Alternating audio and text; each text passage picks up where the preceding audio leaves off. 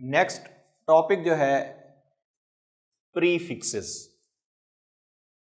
9th class में पढ़ा आपने, शायद आपको याद भी हों कौन कौन से होते हैं प्रीफिक्सेस।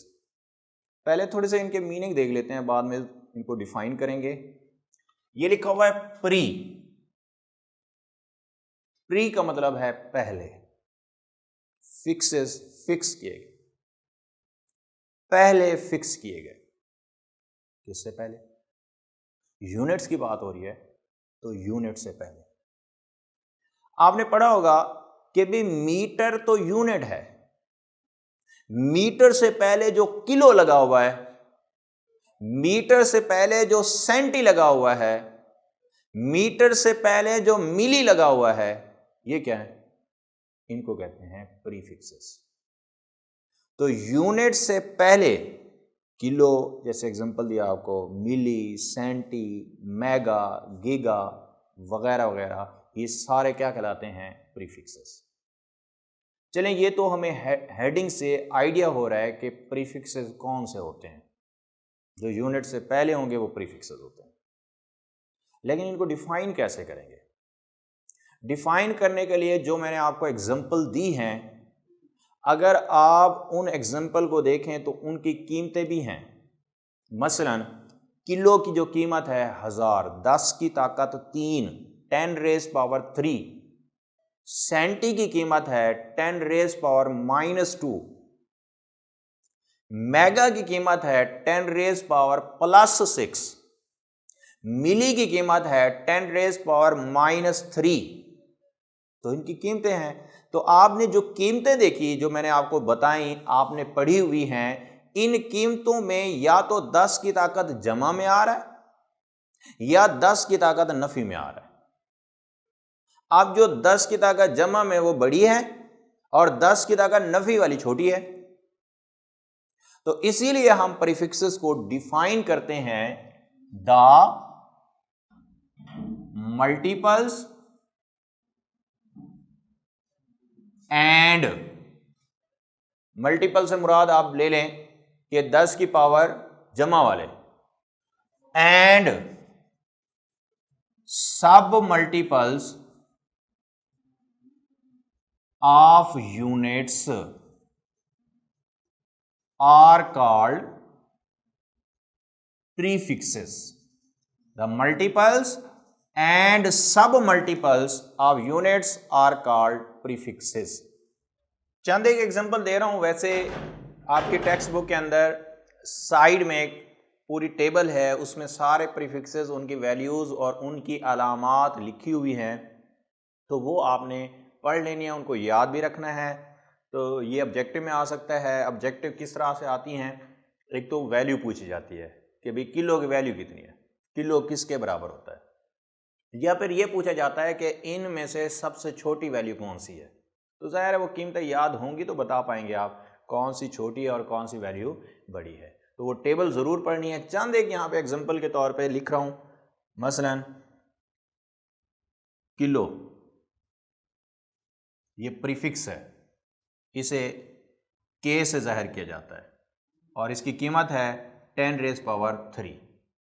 इसी तरह मेगा बड़े एम से ज़ाहिर किया जाता है और इसकी कीमत है 10 रेज़ पावर +6। इसी तरह गीगा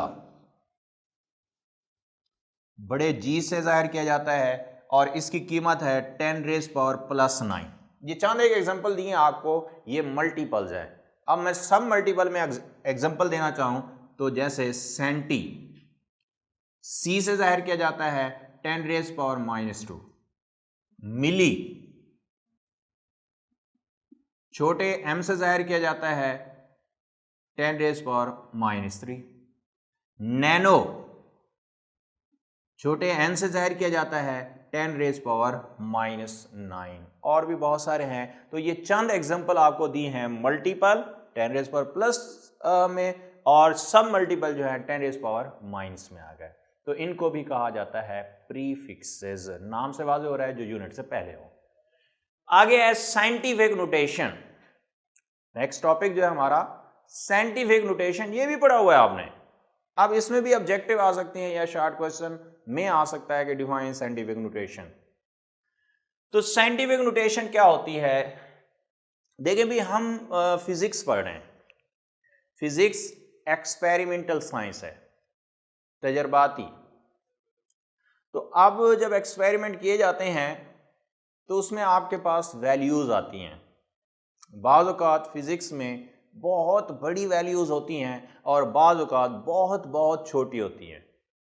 एक एग्जांपल है, जैसे आप इसको देख लें, स्पीड ऑफ लाइट को 3 के साथ 8 सिफर आते हैं। अगर उस पर टॉपिक लिखना पड़ जाए और 3 के साथ 8 सिफर बार बार लगाने पड़ जाएं तो हो सकता है कहीं एक सिफर कम कर दें आप। तो इसीलिए एक तरीका कार रखा गया कि भाई इतनी बड़ी वैल्यूज को या इतनी छोटी वैल्यूज को एक साइंसी तरीका में शॉर्ट करके लिखा जा सके। उसके लिए आपको 2 काम करने होते हैं, वो 2 काम सुन लें, फिर उसके बाद इन 2 काम से आपको वो जो तरीका पता चल जाएगा कि भाई साइंटिफिक नोटेशन में तब्दील कैसे करना है। 2 काम करने हैं आपने।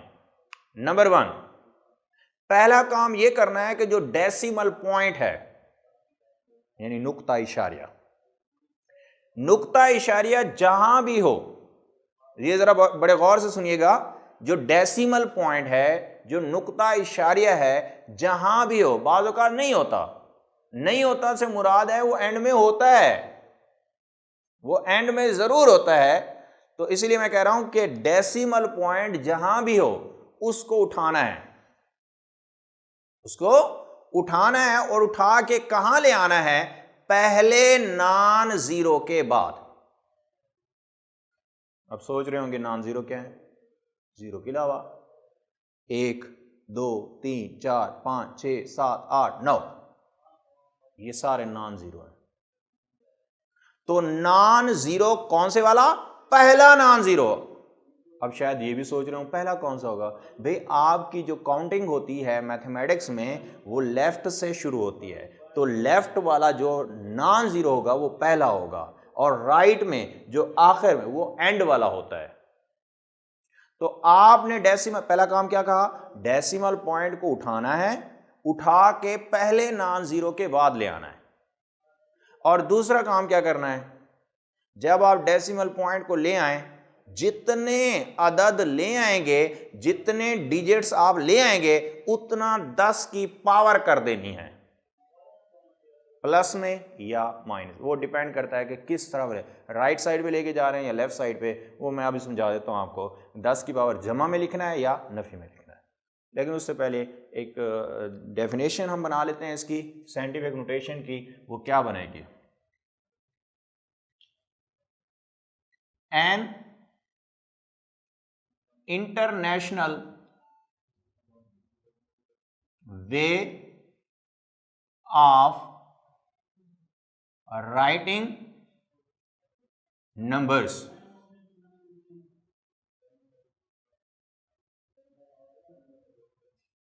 एक बैनुल अक़वामी तरीका है आदाद को लिखने का, इन विच numbers are expressed, जिनमें आदाद को जाहिर किया जाता है by using power of 10, power of 10 या प्रीफिक्सेस भी कह सकते हैं, and decimal point is placed. देखिए 2 काम हो रहे हैं, एक आपने 10 की पावर लिखनी है और डेसिमल पॉइंट को रखना है कहां? After first non zero. यह है भी डेफिनेशन साइंटिफिक नोटेशन की। क्या कहा? इंटरनेशनल वे, एक बैनुल अक़वामी तरीका ऑफ राइटिंग नंबर्स, इसको स्टैंडर्ड फॉर्म भी कहा जाता है, मियारी शक्ल, इन विच नंबर्स आर एक्सप्रेस्ड, जिसमें आदाद को जाहिर किया जाता है बाय यूजिंग पावर ऑफ 10, और डेसिमल पॉइंट इज प्लेस्ड, जो नुक्ता इशारिया है उसे रखा जाता है आफ्टर फर्स्ट नॉन जीरो, पहले नॉन जीरो के बाद। एग्जांपल देखिए,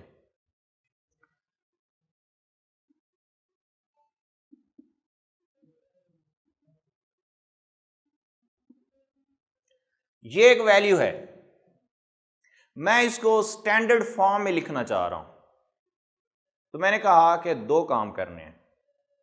पहले नंबर पे नुक्ता इशारिया डेसिमल पॉइंट उठाना है, पहले नॉन जीरो के बाद ले जाना है। अब पहला नॉन जीरो जो है वो मैंने कहा कि जो काउंटिंग है वो लेफ्ट से, लिखते भी ऐसे हैं हम, लेफ्ट से शुरू होती है। ये नहीं है पहला नॉन जीरो, नहीं, ये आखिरी है। पहला नॉन जीरो कौन है? 4। तो आपने क्या करना है, इशारे को उठाना है और पहले नॉन जीरो के बाद यानी 4 के बाद लगाना है।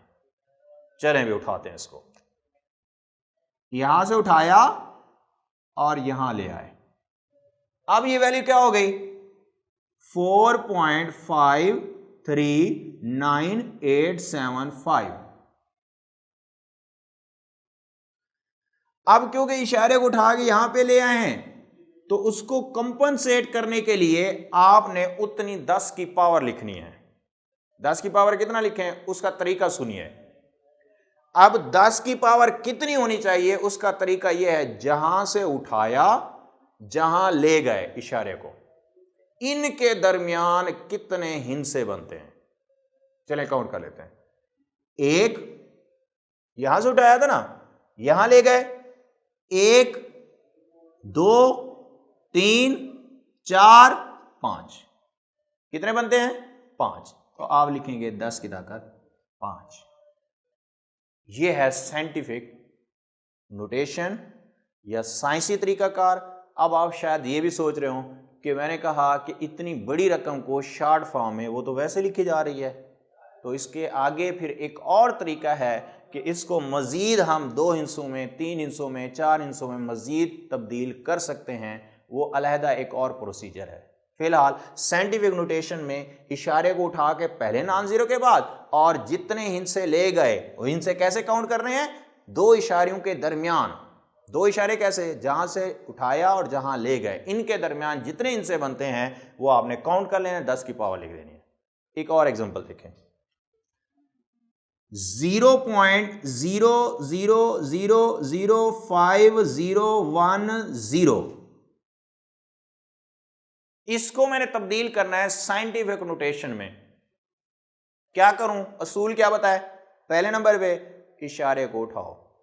चलें भी उठाते हैं। कहां ले जाते हैं? पहले नॉन जीरो के बाद। ये जीरो है, ये जीरो है, ये जीरो, 0 0, ये है नॉन जीरो पहला, यानी 5 के बाद लगाना है। बाद, पहले नहीं कहा, बाद में लगाना है। तो इसीलिए भाई नुक्ता इशारे उठाते हैं और कहां ले जाते हैं? 5 के बाद। तो ये क्या लिखा जाएगा? ये लिखा जाएगा 5.010। अब 10 की ताकत भी तो लिखनी है, वो काउंट करनी है। यहां से उठाया, यहां ले गए, इनके दरमियान काउंटिंग कर लेते हैं। 1 2 3 4 5। तो आप 10 की पावर नफी 5 लिखेंगे। अब कैसे पता चलेगा जमा लिखना है या नफी लिखना है? बहुत सारे तरीके हैं। एक तरीका तो आपने पढ़ा होगा कि अगर नुक्ता इशारिया लेफ्ट उलट हाथ पे ले जाएं तो उधर जमा में आएगा, इन उलट है। आप बाएं तरफ ले जाते हैं, लेफ्ट साइड पे ले जाते हैं, ये देखें ना, लेफ्ट साइड पे, यहां से यहां, तो 10 की ताकत जमा में।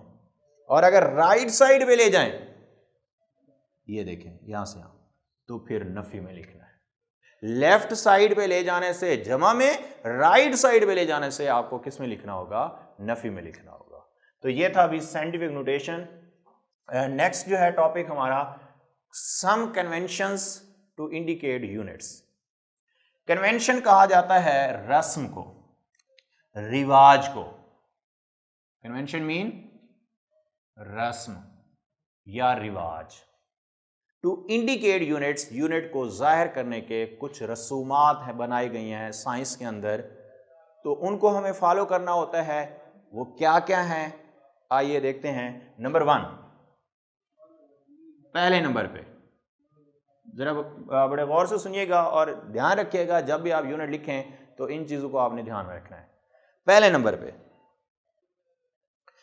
पहला पॉइंट उसने ये बताया हुआ है, आपके टेक्स्ट बुक में लिखा हुआ है, अगर आप किसी भी फिजिकल क्वांटिटी का यूनिट पूरे वर्ल्ड में लिखना चाह रहे हैं तो उसके तमाम लेटर आपने स्मॉल लिखने हैं। मसलन आप लिखना चाह रहे हैं मीटर, तमाम लेटर स्मॉल है। आप लिखना चाह रहे हैं चलें किलोग्राम, तमाम लेटर स्मॉल। आप लिखना चाह रहे हैं पास्कल, तमाम लेटर स्मॉल। आप लिखना चाह रहे हैं केल्विन, तमाम लेटर स्मॉल। देखिए पहला लेटर भी स्मॉल लिखा है, बेशक वो साइंटिस्ट के नाम से भी क्यों ना हो यूनिट। न्यूटन फोर्स का यूनिट है तो उसके तमाम लेटर स्मॉल लिखने हैं। अगर पूरा वर्ड लिखना चाह रहे हैं तो all letter should be small, बेशक वो साइंटिस्ट के नाम से ही क्यों ना हो। नंबर 2,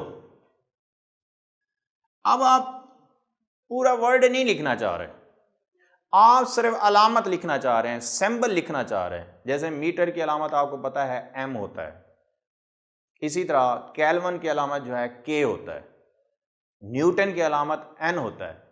तो अगर आप सिंबल लिखना चाह रहे हैं, फुल नेम नहीं लिखना चाह रहे, तो आपने देखना है अगर वो साइंटिस्ट के नाम से यूनिट नहीं है तो फिर लेटर स्मॉल, सिंबल स्मॉल। अगर वो साइंटिस्ट के नेम से है तो उसका सिंबल कैपिटल लिखना है।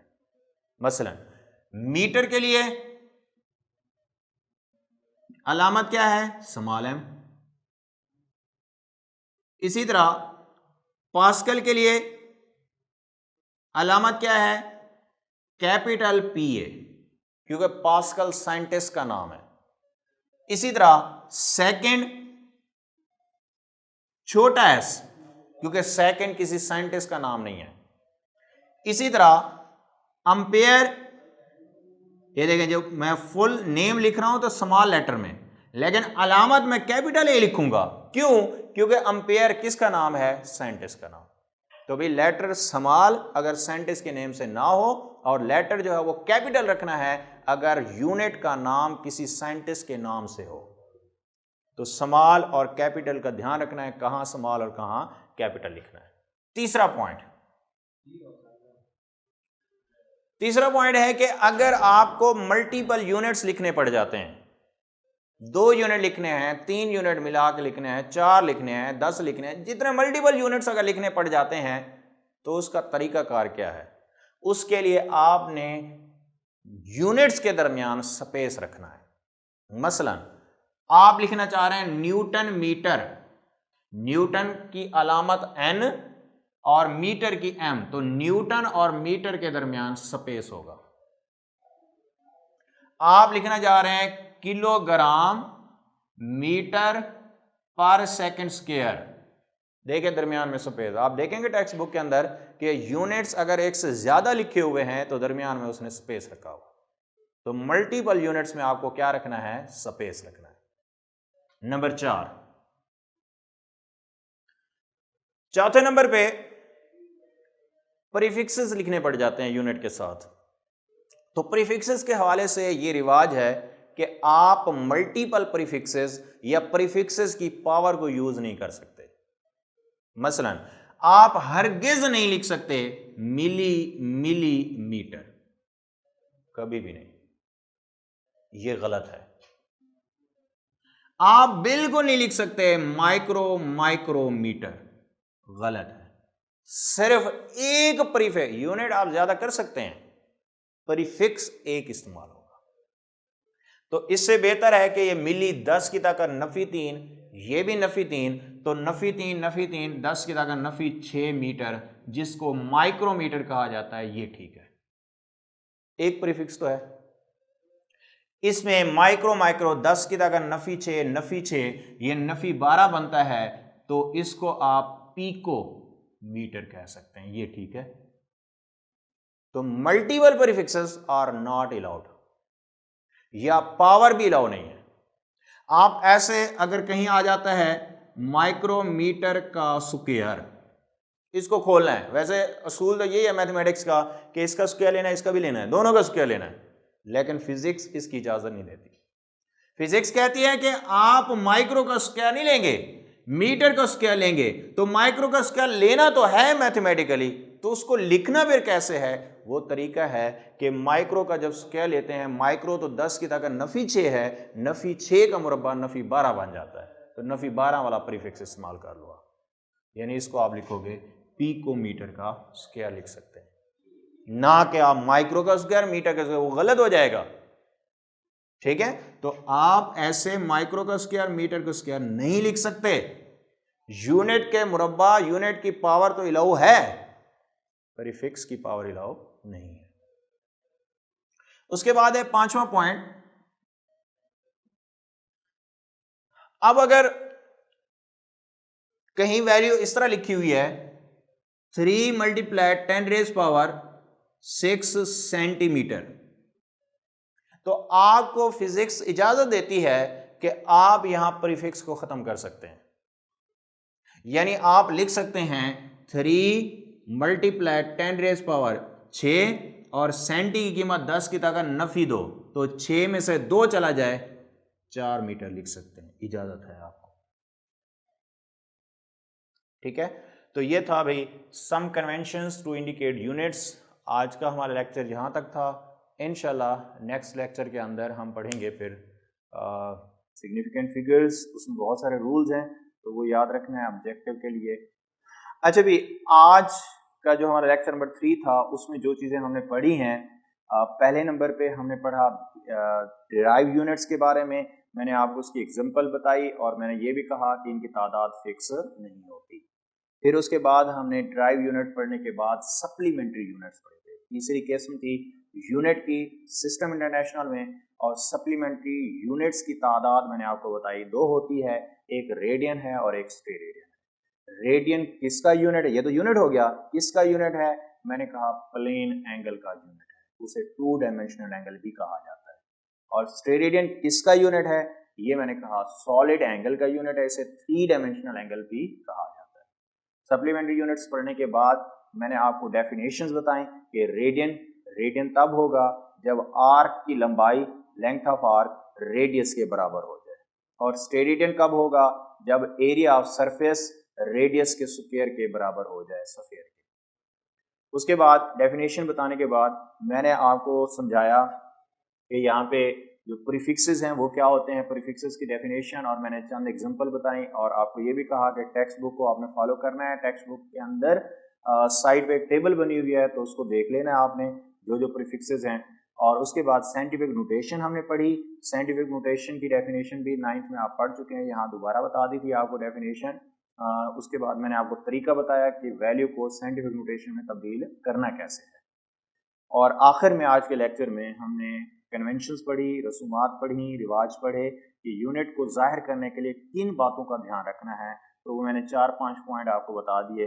शायद एक आध पॉइंट मिसिंग हो तो वो आप टेक्स्ट बुक को फॉलो कर सकते हैं, उसमें देख सकते हैं। तो आपके जहन में अगर कोई भी क्वेश्चन हो इस टॉपिक से रिलेटेड तो आप क्वेश्चन